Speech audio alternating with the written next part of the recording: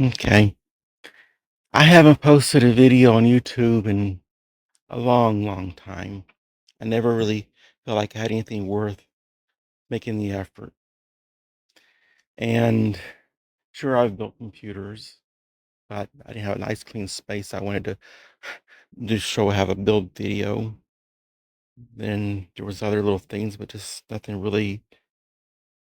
So yeah, now that I have something I want to post, share. It's not so much that it's something most people would care about. I mean, people are compassionate, but it's not a happy share. This Sabbath night, or no, I'm sorry, Saturday night, um, my dad had went to bed, and a few hours later he gets up and goes back into the living room. He says, "I'm feeling weak, I'm dizzy." And he's been feeling a little bit dizzy when he gets up lately.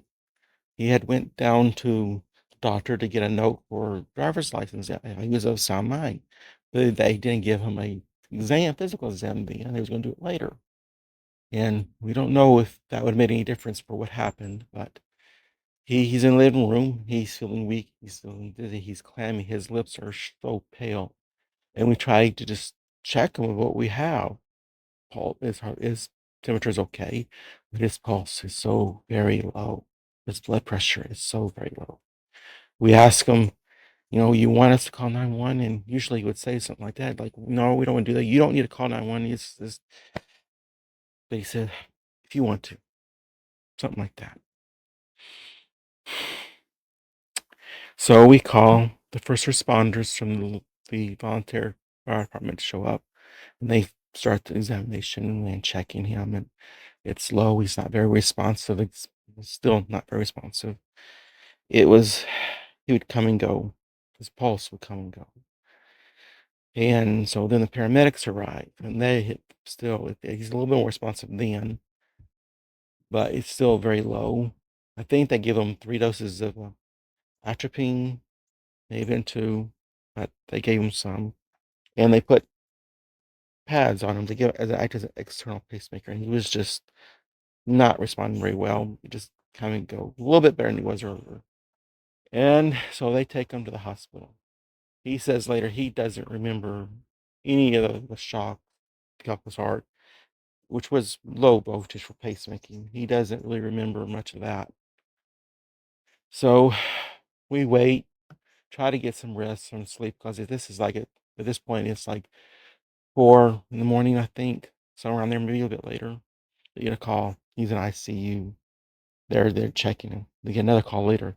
He's in the heart care intensive care unit, cardiovascular, heart cardiovascular. So it's serious, very serious. We get up. I maybe had an hour's worth of sleep. We get up. Mom got rest, but I don't think she got any sleep at all. We gather stuff up in sort of a hopeful. We bring his clothes. We leave them in the van. We don't take them inside, which we should have done. So we could have that for later. And we get up there and check in and see him. And he's better. He's responsive. His pulse and heart rate are better. He's got like 6 bags of stuff going into him. Um, he wants to come home. Of course, who wants to stay in the hospital, right?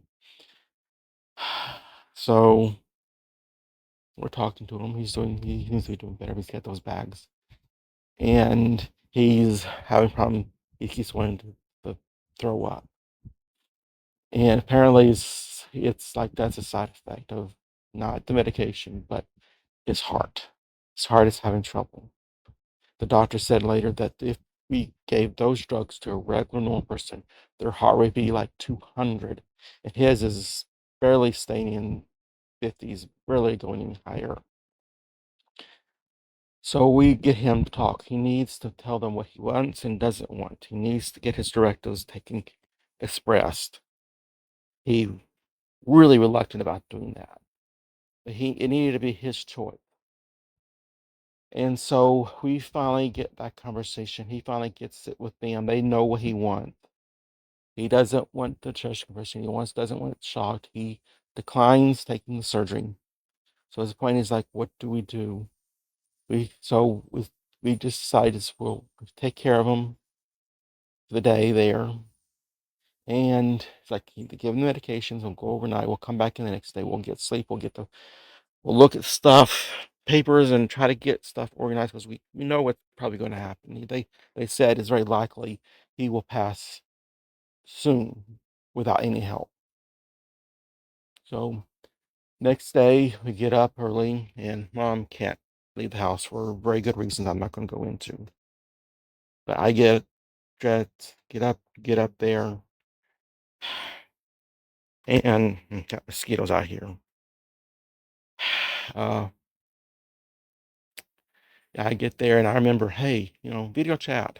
So I get that going, and so we can all be there one way or another talking. And he's doing much better. He's rallied, really. He's just rallied. He's only got 2 IVs in him going, or 2 bags of stuff going in, and then dopamine and some other thing I can't remember how to pronounce. But it's maintenance. We talk and we go over things. And the nurse comes by and check him. Is this still what you want to do? Is still the plan? Yes. After a while, they turn off the meds, and for a little bit, he's there. He's responsive. We're still talking, but his blood pressure starts going down. His heart rate starts going down, and he goes unconscious. I won't talk about the rest of that. But after a while, it was over, and we told the hospital, or I told the hospital, like where he was to go, and they would take care of all that sort of stuff. Come home to Mom.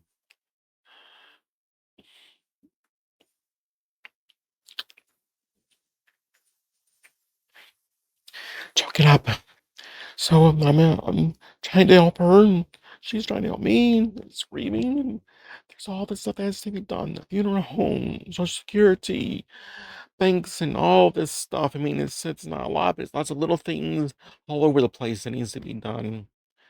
And right now, we're just kind of waiting on the funeral home, because apparently, surprise, surprise, the cemetery wants an actual casket, not just put him in the ground, even though he's going to a vault. There's no law that I can see that requires it. It's just that's their principle. So we're trying to find what we can do because, budget wise, I've had work. I've been taking out there and taking care of my parents best I could for a while, and so it's basically survivor benefits, and he has Social Security going to Mom now. But so I have to try. I'm still looking after her. I'm gonna have to try to find something somewhere somehow. But yeah, so that's a lot of stuff, and it's not over with. And yeah, so I'm just gonna finish with this. Mm. He was a good father, and I will miss him.